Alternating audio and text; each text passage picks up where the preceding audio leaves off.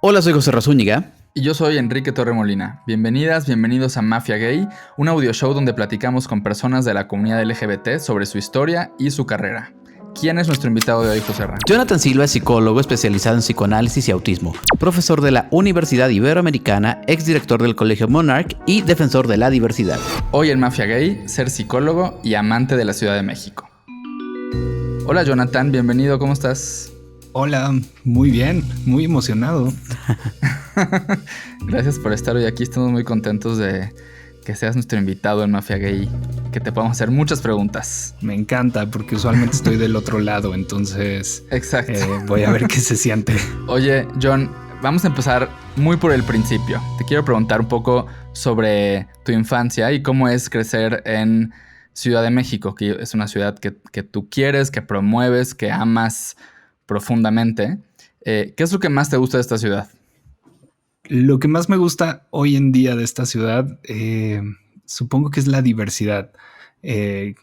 Siempre me ha gustado mucho la oferta cultural, teatral. Desde chiquito me tocó ir al Poliforum los domingos y a ver a Fred Roldán, obviamente. Y era algo que disfrutaba mucho con mi familia. No sé cómo me hacían caso y me llevaban y yo conseguía descuentos para ir al teatro porque me encantaba.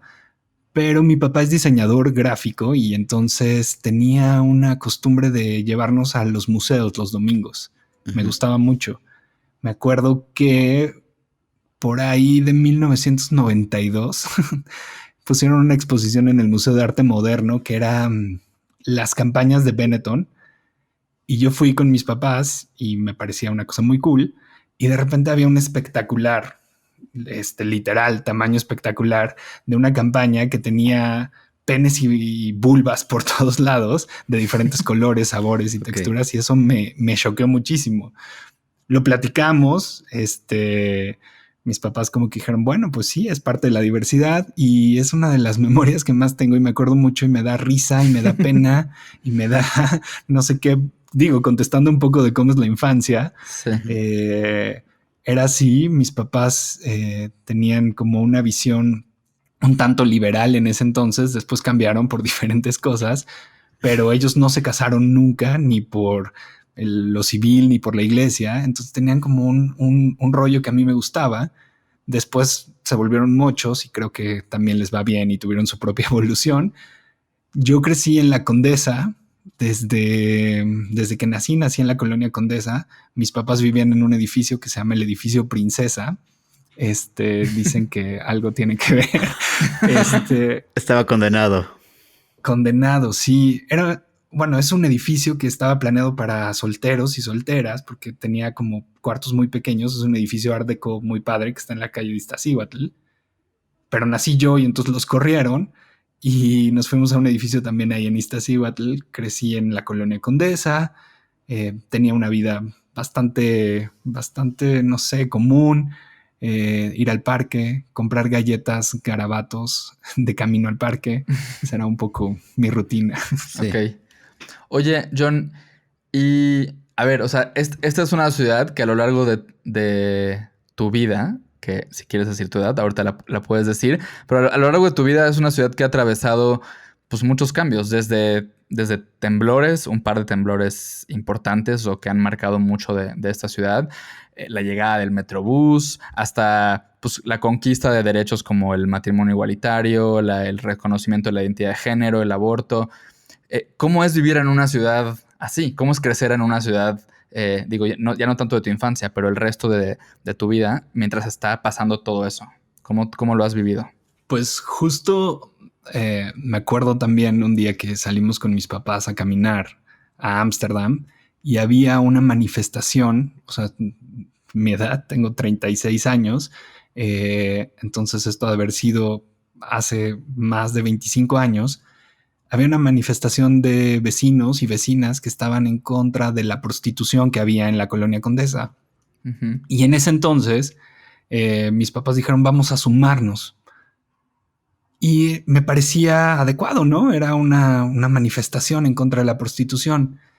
Y lo cuento como analogía porque hoy en día jamás me sumaría a una manifestación de esta índole y al contrario, me da gusto que he podido hacer otras marchas, ir a otras marchas.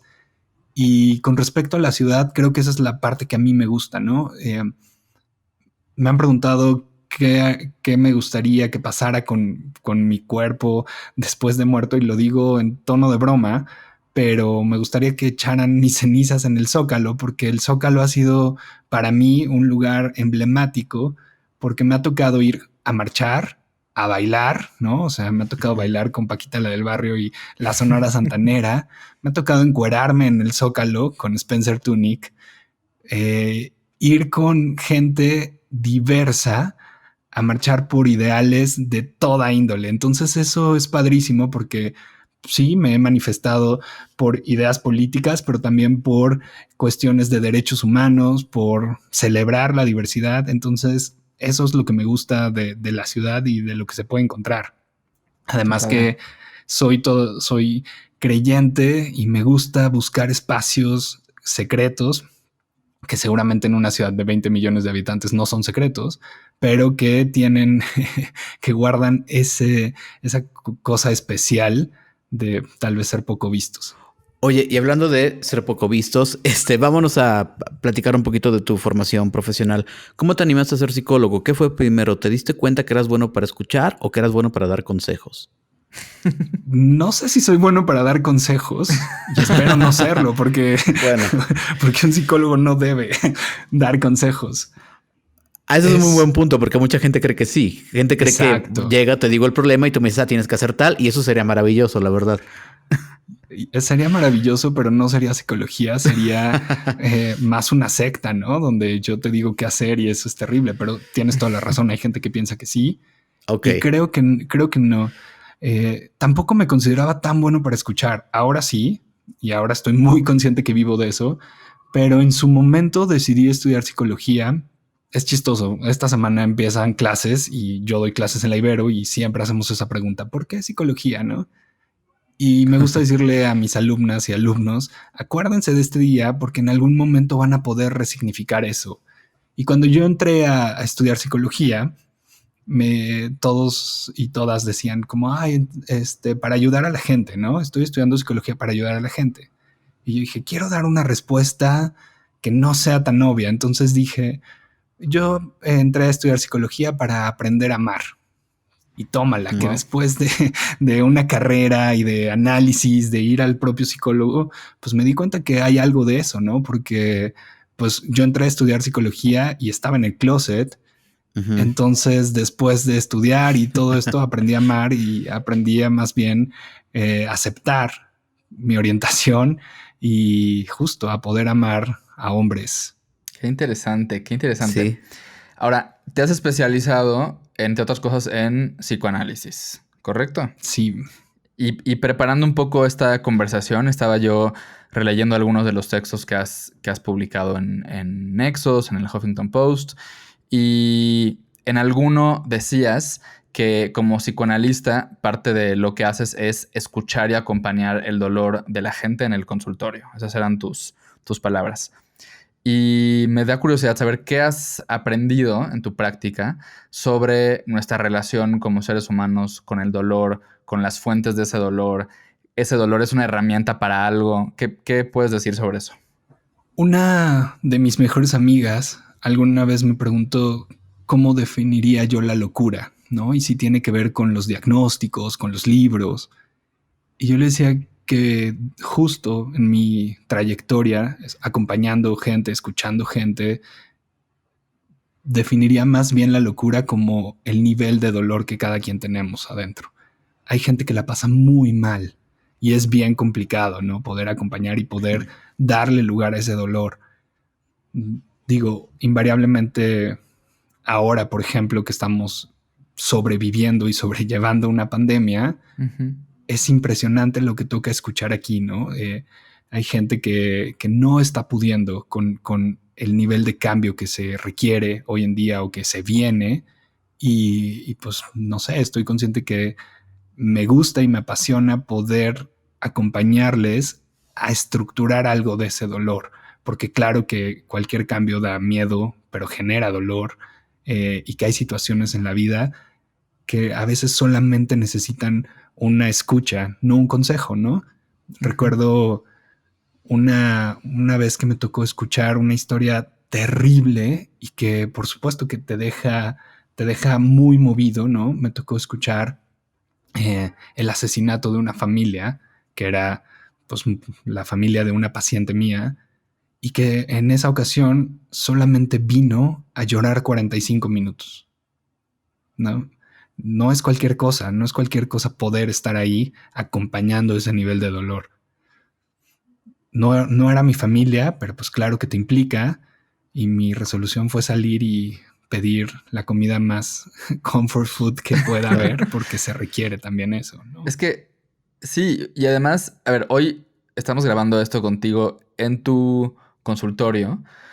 ¿Cómo es? O sea, que no sé si esa es una pregunta igual muy cliché, no sé si es una pregunta que les hacen mucho por ser psicólogo, pero ¿cómo te haces tú responsable de ti mismo cuando estás tú todo el tiempo teniendo ese rol de acompañar y de soportar y de escuchar y de recibir como pues cosas muy fuertes? ¿Cómo te haces tú cargo de ti mismo y de tu salud mental, digamos?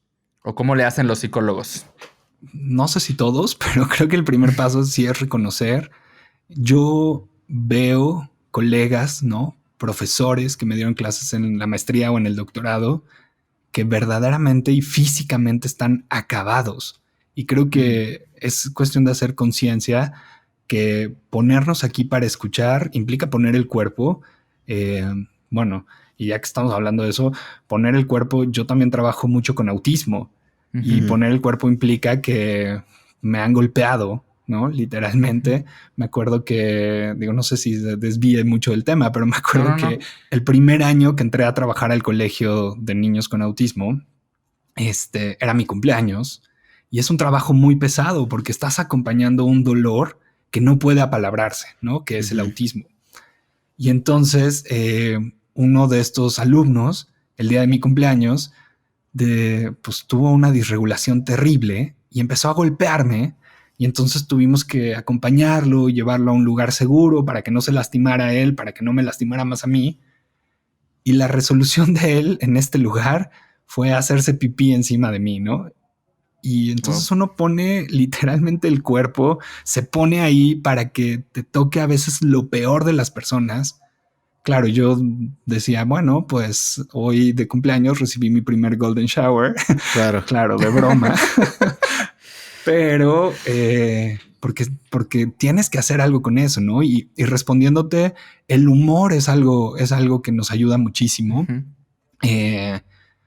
Recuerdo que cuando hacía prácticas en la Ibero nos tocó ir al pabellón de oncología del Hospital General. Y entonces, en ese entonces tenía una compañera con la que entrevistábamos y todo esto.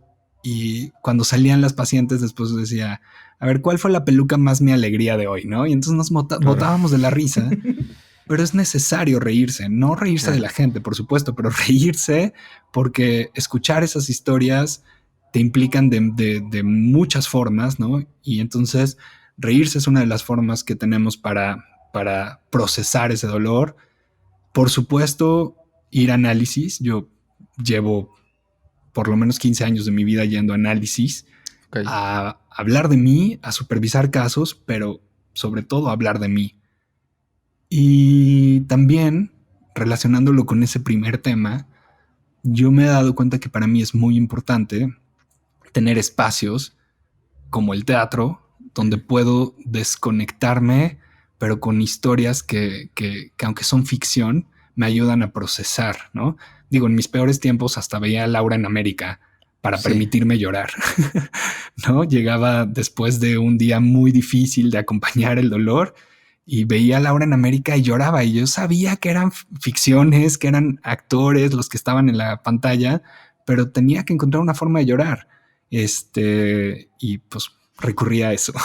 Y es por eso que yo siempre, digo, no es el espacio, pero he teorizado muchas veces de por qué funciona Laura en América. Y es porque yo tengo la teoría que es porque pese a que estás viviendo un mal día o una situación complicada, al menos tu hija no se está metiendo con tu marido, que es lo que plantean ahí. Entonces hay una catarsis. Oye, hablando de esto, me quería desviar algo para decir rápido algo. Yo sí creo que hay comedia en el dolor y es una cosa muy complicada de explicar y no precisamente popular ahorita. Recuerdo una ocasión que mi mamá estaba muy enferma, tenía cáncer, estábamos en el hospital y entré a la habitación y en automático le pregunté, ¿cómo estás? Y me dijo, muy bien. Y en automático le dije, imagínate si estuvieras mal, qué bueno que estás bien. Y nos moríamos de la risa los dos, ¿no? Porque estamos en la situación más decadente y horrible el punto de su salud. Pero sí hay un momento de comedia. ¿Es catarsis o por qué sí encontramos estos momentos? Yo pensaría que sí, de entrada tiene una resolución catártica, ¿no? Pienso, por ejemplo, el día que se murió mi primo, era un primo de 22 años que se murió en La Rumorosa, iba a ir a recoger a su novia al aeropuerto, o sea, una tragedia, ¿no? Y nos reunimos esa Navidad y obviamente pues todo era en torno al primo que faltaba y a mí me dio un ataque de risa y no podía controlarlo, pero era o me río o me deshago ahorita en llanto y no tampoco lo voy a poder controlar. Claro. Entonces, la risa y el llanto podrían ser caras de la misma moneda, ¿no? E incluso hay muchísimos estudios que hablan de los músculos que se utilizan y que se parecen. Decir lloré de risa o me muero de risa, ¿no? Van de la mano y sí tiene una expresión catártica, pero también tiene una forma de poder resignificar ese dolor, ¿no? Supongo que esto no te lo enseñan en la carrera, tiene más que ver con cosas propias, pero para mí sí es bien importante reírme con mis pacientes. En el consultorio somos 4 psicoanalistas, ¿no? Y siempre mis compañeros me dicen, güey, ¿por qué contigo se ríen tanto los pacientes? Yo no me río tanto. ¿Por qué se ríen tanto? Supongo que tiene que ver con personalidad, pero sí creo que es como una forma de resignificar y de poder darle otro sentido a esto que pasa, ¿no? Esto que cuentas de tu mamá en el hospital, definitivamente requiere meterle ese elemento que te permita resignificar. A ver, no se borra, no estamos negando que pues, tenía cáncer y le estaba pasando mal. No va por ahí, va por decir cómo puedes hoy enfrentarlo de otra manera. Oye, y pese a lo yo creo comprobado que está la importancia del psicoanálisis, sigue existiendo mucha gente renuente a ir a terapia. ¿Por qué crees que pasa esto? No es fácil, no es fácil. No sé si, digo, hay una diferencia entre terapia y psicoanálisis, ¿no? Tampoco quiero volverme tecnicista, pero... No, pero está bien. Yo aquí hago las preguntas tontas. Ustedes me van llevando por el camino del bien, porque la gente no siempre lo tiene claro. O sea, justo ir a terapia muchas veces es necesario como para resolver algo de manera inmediata. Entrarle a un análisis, entrarle a un psicoanálisis, implica un camino mucho más largo. Implica pagar para que te digan cosas que no están padres escuchar. Implica invertir un buen de tiempo, un buen de dinero para poder elaborar y por que alguien te diga algo que además ya sabes, porque ese es el secreto del psicoanálisis. Lo que se viene a hablar es algo que tú ya sabes, solo que no sabes que lo sabes. Claro. Ese es el truco. Entonces, no es fácil y por supuesto que hay muchísimas resistencias.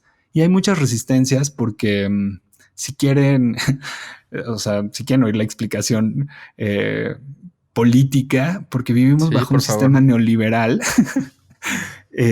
No, lo digo en serio. Ajá. Y los imperativos de esta época nos hacen muy difícil aceptar que necesitamos ayuda, porque el imperativo de esta época es tú puedes, ¿no? Si quieres, puedes.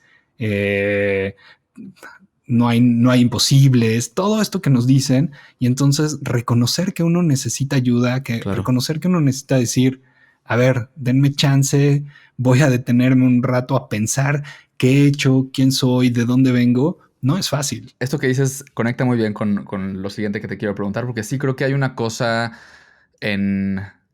pues no sé si es algo generacional combinado con el sistema político, económico, como tú decías, como de tú puedes hacerlo, o sea, no sé, quieres publicar un libro, públicalo.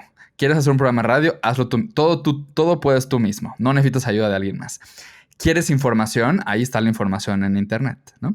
Y esto me lleva a igual a una cosa que tú hablabas en una entrevista hace tiempo para Vice. Decías que algo que tú has identificado o que tú y tus colegas en la profesión han platicado es que para nuestra generación es más fácil buscar respuestas en internet, o preferimos buscar respuestas en internet y es la primera referencia que tenemos, que acudir con profesionales de la salud mental, ¿no? ¿Por qué pasa esto? ¿Y por qué es un problema? Es un problema porque vivimos en una época de la inmediatez, ¿no? Digo, esto no lo digo yo, está muy, muy dicho, pero me sorprende mucho. O sea, hoy, por ejemplo, porque vengo de dar clase, les había dejado una tarea, ¿no? A 10 alumnas que tengo. Y entonces todas trajeron un párrafo escrito, bla, bla, bla. Y entonces a nadie se le ocurrió buscar la etimología, ¿no? Y les dije, oigan, nadie trajo la etimología de la palabra. En 2 segundos me dijeron, ya la tenemos. Porque además estamos en clases en línea, entonces tienen la computadora ahí. No, o sea, qué bueno, porque la pusieron a contestar y porque era necesario saber la etimología. Pero el problema es que nos acostumbramos a esa inmediatez y digo, si hablamos de información, qué bueno, pero si hablamos de aplicaciones para ligar donde puedes desechar personas con solo deslizar tu dedo una y otra vez, ahí es cuando empezamos a tener ciertos problemas, ¿no? Y cuando esta inmediatez tiene que ver con una reflexión sobre mí mismo, es mucho más difícil, se convierte en una cuestión en la que no quiero entrarle. Claro. Oye, hemos ido como reunentes en este audio show a hablar un poquito de la pandemia, el COVID-19 y todo esto, pero aquí como que siento que era necesario platicar. ¿Cómo ha cambiado tu experiencia a partir de que, pues sí, este año a todos se nos frenó el año, ¿no? No es una cosa que le pasó a uno, ni a 2, ni a 3 personas, es a todos nos dieron un frenón de la noche a la mañana. ¿Cómo ha cambiado tu experiencia a partir de pues, el 2020 y la pandemia? Y ibas a decir, no le pasó ni a uno ni a Dios. Hay que tomar en cuenta ese lapsus. No sé de qué me hablas, ¿eh? Vale, vale, porque ni Dios se salvó de esto. Ni Dios se salvó. No, las iglesias, hasta los templos se cerraron, pero bueno. Imagínate, gracias a Dios ahí sí que se quedaron en bancarrota. Supongo que eso es una cuestión del psicoanálisis que me gusta mucho, que requiere estar a la altura de la época, ¿no? El psicoanálisis surge justo por esto, por escuchar el malestar de la cultura, ¿no? Ese es un texto de Freud, pero el malestar epocal. Entonces, si uno no está inmerso en eso, que además sería muy difícil, porque a mí lo que más me gusta de ser psicoanalista es que tengo que saber de memes, de antros, de restaurantes, de lugares, porque es de lo que viene a hablar la gente, ¿no? Claro. Entonces, definitivamente 2020 es un año que nos para o nos paraliza o nos obliga a cambiar a la mayoría. Sin embargo, creo que desde mi profesión sí me dijo, pues si no te pones al tiro, no la vas a armar, ¿no? Y lo digo porque hay compañeros, colegas, ¿no? Que dijeron, yo no voy a recibir personas por teléfono porque eso no es psicoanálisis. Pero no se trata de que sea psicoanálisis o no. Se trata de que hay personas que le están pasando muy mal. O yo no voy a dar clases hasta que sean presenciales porque eso no es dar clases. Y entonces, ¿qué haces? ¿No? Entonces, te obliga de alguna manera a adaptarte. Y esa palabra que está muy de moda, que yo no sé qué tanto me gusta, pero la resiliencia y todas estas cuestiones, se requiere toda esta adaptabilidad para poder responder a la altura de lo que está pasando en el momento. Si no, definitivamente te quedas atrás, ¿no? ¿Qué pasa en el terremoto? Sí. Había analistas que decían, tienen que venir en este momento, ¿no? Porque es súper difícil. Y no eres una persona también, o sea, ¿cómo le pides a la gente que venga? O cómo no recibes, pues a menos que se cayó tu consultorio. Y estas cuestiones que sí nos ponen en juego, porque evidentemente no es que seamos los psicoanalistas una raza superior que puede con todo, no, pero tenemos que estar a la par acompañando a las personas en esto que estamos viviendo y acompañando a desenredar. Claro. John, queremos preguntarte un poco sobre salud mental y comunidad LGBT, que finalmente es pues como uno de nuestros temas centrales aquí, ¿no? La comunidad LGBT más, digamos como sector de la población, pues de pronto tenemos índices altos de cuestiones como depresión, de suicidio, adicciones, de temas que no nos gusta hablar, como por ejemplo violencia, perdón, en relaciones de pareja. Y creo que, o por lo que yo entiendo, pues no es porque hayamos nacido o porque tengamos por default como una tendencia a problemas de salud mental, sino son el resultado de procesos de aceptación, de rechazo, contexto social, ¿no? Lo que hemos vivido, etcétera. En tu trabajo, ¿qué has entendido, qué has aprendido sobre la comunidad LGBT y estos temas de salud mental? Sí, definitivamente no viene junto con pegado pertenecer a la comunidad LGBT y tener problemas de salud mental. Me refiero de base. Sin embargo, pareciera que sí, ¿no? Porque las estadísticas hablan de, por supuesto, un número altísimo de comorbilidades que tienen que ver con algunos trastornos, ¿no? Lo que más yo he aprendido y que me cuesta mucho trabajo cada vez que lo pienso es dar cuenta de cómo internalizamos discursos de odio en el día a día. ¿No? Es bien difícil y justo escribía ese artículo este año que decía el director de propaganda del partido nazi decía, o se le atribuye por lo menos esta frase de si cuentas una mentira más de 1000 veces se vuelve una verdad. Y justo va en este sentido de internalizar discursos que se vuelven verdades para la comunidad LGBT y discursos de odio, ¿no? Pensaba que a partir de este artículo, un amigo buga, me decía, bueno, pero entonces eso quiere decir que el feminismo podría ser mentira y lo hemos contado más de 1000 veces, sin dar cuenta del privilegio desde donde lo está diciendo, ¿no? Y que no podemos comparar un discurso de odio con la teoría feminista o con el feminismo. Y a mí me sorprendió mucho porque además es un amigo que quiero y que sé que no lo estaba haciendo desde un lugar de odio, pero me sorprendió porque estaba repitiendo esto que no damos cuenta de cómo esos discursos apuntan a evidenciar la diferencia, pero en un lugar de exclusión, ¿no? Entonces, justo esto es lo que creo que tiene más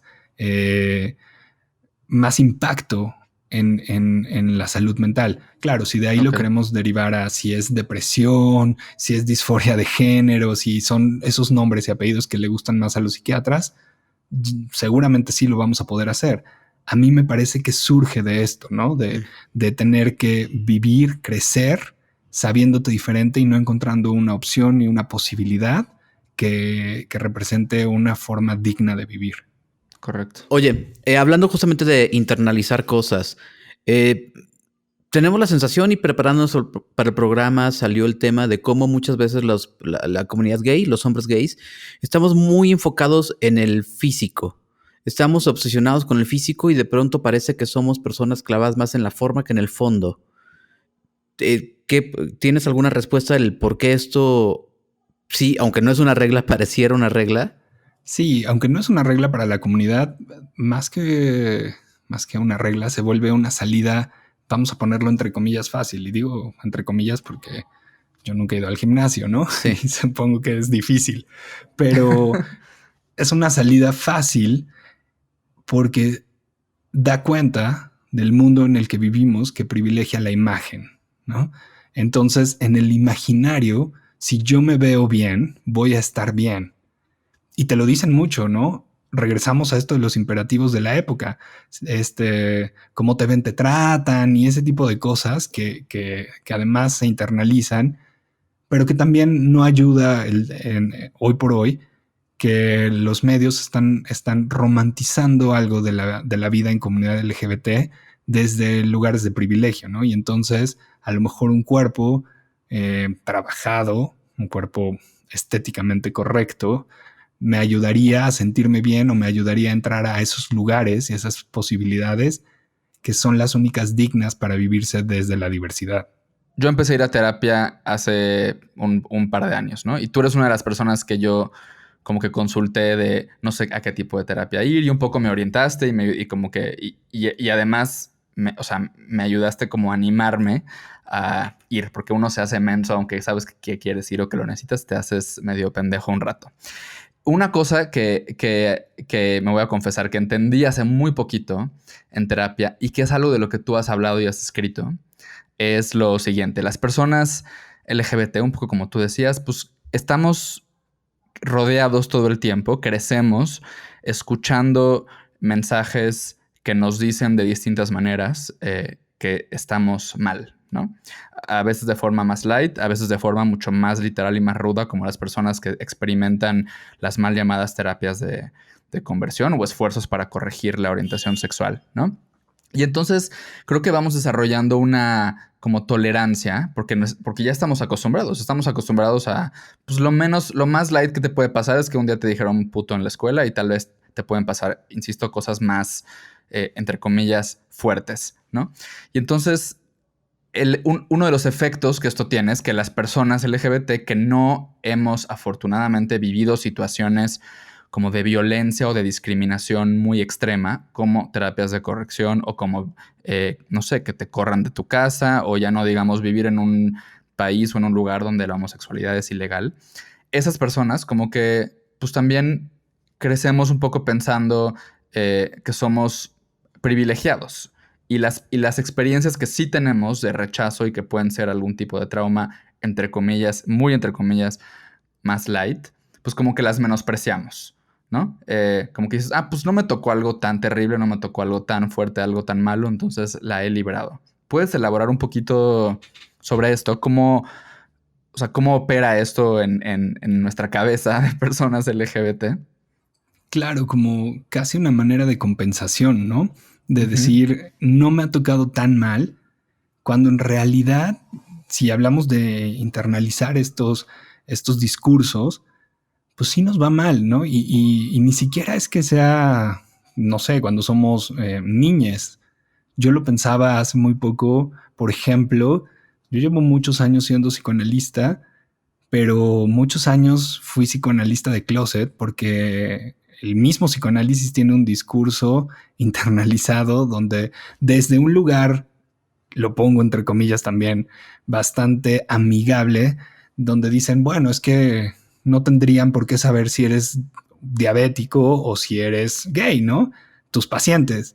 Pero no es lo mismo, porque entonces uno aprende a vivir en el closet en muchas situaciones. Y a veces, aunque haya diferentes vivencias que pueden ser traumáticas o no, aprendemos de alguna manera a compensar el hecho de que no nos ha ido tan mal, y lo pongo entre comillas, para decir, pues sí, soy afortunado, tengo privilegios, lo cual sin duda es cierto, ¿no? Supongo que en cada caso, cada quien tendrá la forma de pensar sus propios privilegios, pero que al final del día y en un recuento se vuelve una manera en la que minimizamos muchas pérdidas que implica el hecho de poder asumirte diferente. Pérdidas que tienen que ver con expectativas, ¿no? Pérdidas que tienen que ver con vivencias que no te tocan porque por el hecho de no pasarla tan mal, prefieres no apostar por buscar el amor de tu vida desde que eres chico, por no pasarla tan mal, prefieres ahorrarte la discusión con tus papás de decirles, este soy, ¿no? Y entonces, pues sí, no te tocó a lo mejor una situación traumática o de mucha violencia, pero el hecho de reprimirte tiene consecuencias muy grandes A nivel salud mental también, por supuesto, pero tiene consecuencias grandes en la manera en que te construyes a ti mismo. Qué fuerte. Sí. Chavis, vayan a terapia. Joserra. Oye, y digo, buscando un poco de luz al final del túnel, ¿viene más fácil para los chavos? Ahora, digo, porque uno, pues uno se siente joven, pero ya no lo somos tanto.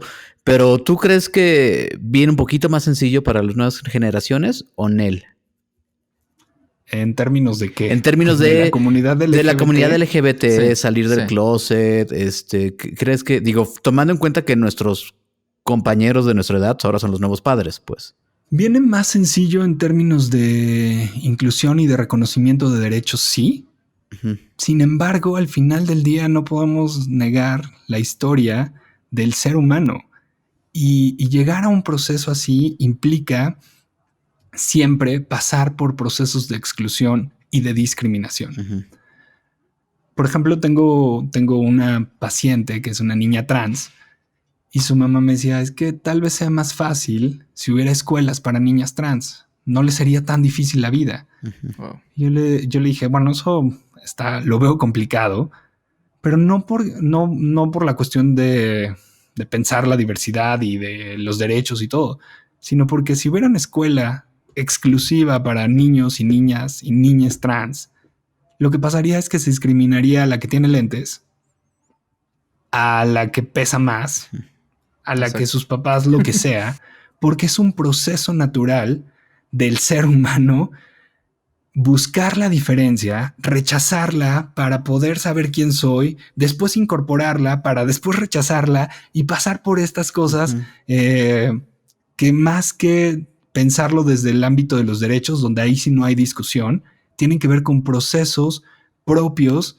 de entender quién eres. Entonces, me gustaría decirte que sí, románticamente todo se va a poner mejor. Espero que en términos de derechos sí, pero en términos de identidad y de sabernos quiénes somos nosotros mismos, no se pone, o sea, no se pinta tan bien porque necesitamos esto, necesitamos diferenciarnos para después incluirnos, para después saber quiénes somos y decir, ching, la cagué en hacerle daño a ese güey, pero pues ahora ya me cae bien. Y aquí voy a hablar yo desde de mi sombrero de activista, pues un poco, o sea, el progreso para estas cosas no es lineal, es como de damos un par de pasos para adelante y luego retrocedemos y tal. Y esto tiene que ver con mi siguiente pregunta, que también es para un poco aprovechar tu experiencia trabajando con niñas y con niños y con niñas y con sus papás. Digamos, hoy en México y en Latinoamérica y en el mundo, el discurso más fuerte que ha ganado más terreno en contra de las personas LGBT más y nuestros derechos es el famoso no te metas con mis hijos o con los niños no, o como un poco promover esta idea de que las personas LGBT y los activistas LGBT somos intrínsecamente como una amenaza a la familia tradicional, a los niños, que queremos, pues no sé, como lavarles el cerebro, reclutarlos, todo ese tipo de cosas. Y algo que yo veo ahí, y lo veo todos los días en mi chamba como con organizaciones LGBT, es que el diálogo está totalmente roto entre las personas LGBT más o los activistas LGBT y los papás y mamás que desde el miedo creen eso, ¿no? Creen que somos una amenaza para eso. Tú eres un hombre gay, fuiste director de un colegio varios años, has trabajado insisto, con familias. Entonces, pues, conoces como muy de cerca los intereses y las preocupaciones y los miedos de papás y mamás. ¿Cómo podemos resolver ese diálogo roto? ¿Qué hay que hacer para tener una conversación y para, en vez de nada más estar como nada más, o sea, como dos bandos que se están gritando de ustedes quieren hacerle daño a mis hijos y nosotros contestamos no es cierto, no es cierto y no llegamos a nada? Insisto, ese discurso está avanzando y en lo que resulta es, pues por un lado, esto que decías de los derechos, en que los derechos tal vez tengan más obstáculos, pero también otra cosa en la que resulta todo esto es que sigue habiendo niños y niñas y niñas que están creciendo en casas donde les siguen diciendo, aunque sus papás sean de esta generación, ustedes están mal. Es como una pregunta bastante densa, porque solo se me ocurre responderla desde una palabra que es las expectativas. Ujú. O sea, ahí de lo que estamos hablando es de cómo le haríamos para lidiar con las expectativas, ¿no? Y entonces llegan papás aquí al consultorio y me dicen, es que me encantaría que, bueno, te voy a poner el ejemplo. Llegó un papá que su novia estaba embarazada y me dice, estoy feliz porque entonces por fin voy a tener a ese niño que me va a acompañar a los partidos de fútbol, ¿no? Y entonces cuando vaya a una primera comunión le voy a dejar que se vaya en ¿cómo se llama?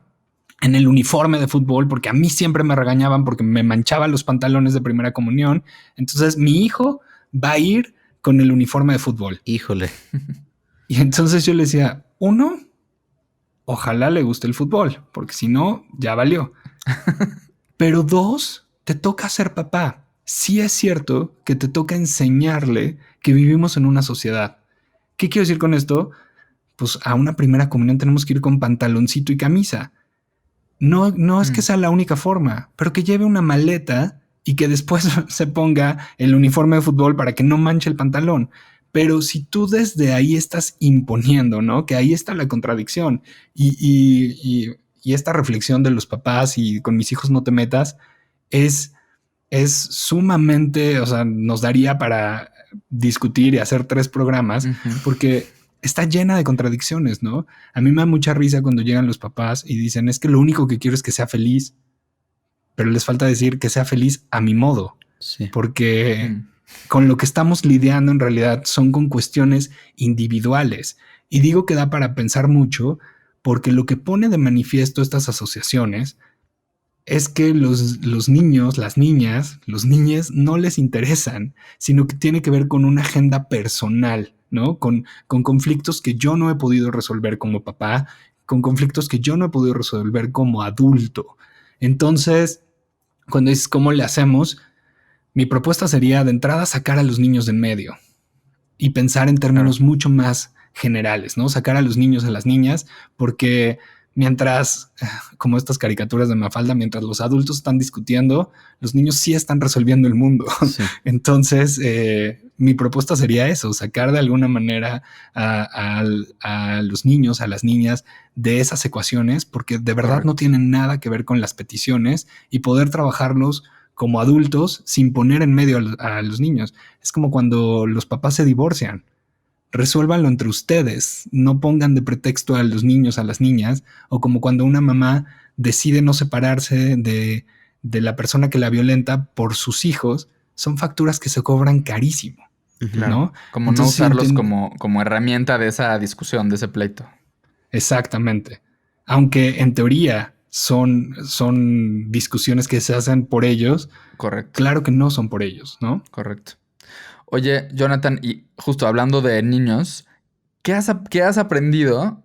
A ver, yo no tengo hijos, no planeo tenerlos, no soy particularmente fan de niños y niñas muy chiquitos, me cuestan un poco de trabajo, salvo un par de sobrinas consentidas. ¿Qué has aprendido de los niños? Y tal vez si quieres en particular de niños con autismo, que no hemos hablado mucho de eso, pero lo mencionabas y es uno de los temas o de las áreas en las que te has especializado. ¿Qué lecciones tienen los niños para los adultos hoy? De entrada, yo creo que he aprendido mucho a no romantizarlos. No podemos romantizar a los niños. Tenemos que darles lugar y bueno, si me preguntas, es un tema que me encanta, hablar de infancias. Porque justo esto que les platicaba hace rato, la palabra que les dejé buscar a mis alumnas era infancia y ninguna buscó la etimología que viene de infants, que infants significa el que no tiene voz. Porque históricamente nos hemos dedicado a quitarle la voz a las infancias. Entonces, si algo he aprendido es que necesitamos escuchar a las infancias, pero sobre todo dialogar con, ¿no? Ya basta de hablar de niños, de niñas o hablar en nombre de, ¿no? Es más bien cómo dejamos de hablar de infancias para hablar con las infancias. Creo que esa ha sido mi apuesta desde el psicoanálisis, desde la dirección de un colegio, para poder darles voz a aquellos que históricamente les hemos nombrado como los que no deberían de estar hablando. Uh-huh. Entonces, desde ahí viene como mi apuesta, mi trabajo y mi pasión. Oye, un poquito ya cerrando, que en lo que la gente se anima a ir a terapia, a psicoanalizarse, siempre hay un primer pasito un poquito más sencillo, y yo creo que pues puede ser topándote con un libro, una película, un material un poquito más cercano que te diga, mira, por aquí esto me resuena y puedo querer más de esto, ¿no? Como, y va a dar un ejemplo terrible, pero no lo voy a decir, como ir con un dealer, ¿no? Que la primera es gratuita. ¿Qué material? No sé por qué dije esto. Qué bueno que no lo dije. Qué bueno que no lo dije al aire. ¿Qué libro, película, que recomiendes como un primer acercamiento a qué podrían experimentar incursionando este mundo, como recomendarías? Pero para puntualizar, para entender de qué se trata la terapia o para entender las ventajas de ir a psicoanálisis o a terapia de otro tipo.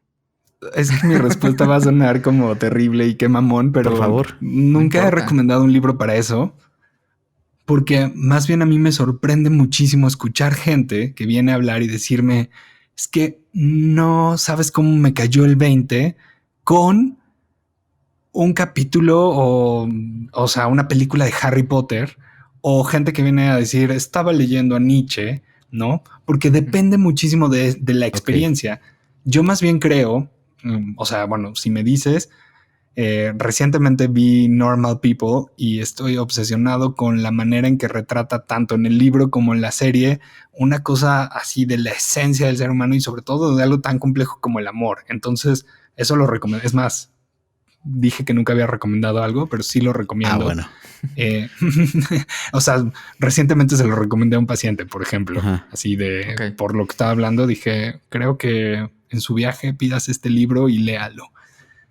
Pero lo que sí recomendaría es más bien, a partir de más bien es como estar pendiente de qué cosas te mueven algo a nivel emociones, porque ahí seguramente pasa algo, ¿no? Recomendaría mucho más, así como cuando te dicen, ay, te salió una perrilla, ¿qué no quieres ver? O te enfermaste en la garganta, seguro algo que no dijiste. No sé si hay recetas para eso, pero más que una película, un libro, recomendaría que puedas estar más atento de las cosas que pasan en tu cuerpo y en tus emociones, porque ahí algo se está queriendo decir, y entonces eso es lo que probablemente te lleve a terapia o análisis o a psicoanálisis, a decir, pues no sé qué me pasa, pero cada vez que alguien menciona esta palabra, pienso en mi mamá. Uh-huh. Eso, claro, sin duda tiene algo que desenredarse. Por supuesto. Me encanta. Oye, Jonathan Silva, pues muchas gracias por estar hoy con nosotros. Ha sido un gran placer escuchar tus experiencias de chilango en tu consultorio. Ha sido una súper plática. Muchas gracias, de verdad. Si la gente, si nuestra audiencia quiere seguirte, quiere leerte, quiere consultar contigo, ¿dónde te encuentran? Bueno, pues primero, gracias por la invitación. Yo también me la pasé bien, no sabía lo que venía. Estuvo muy bien. Y donde, pues usualmente cuando escribo algo lo publico en Twitter, aunque no participo mucho. Y en Twitter estoy como Johnny Sique. Y si quieren contactarme, también podría dar mi correo electrónico. No si tú quieres, sí, por favor, la vieja escuela. Y mi correo es jonathan.silva.miranda@gmail.com. Perfecto. Pues muchísimas gracias. Gracias a nuestro productor Fernando Cisniega. Gracias por escucharnos hoy. Yo soy Enrique Torremolina. Y yo soy José Razúñiga. Muchas gracias, John. Esto fue Mafia Gay y hasta la próxima.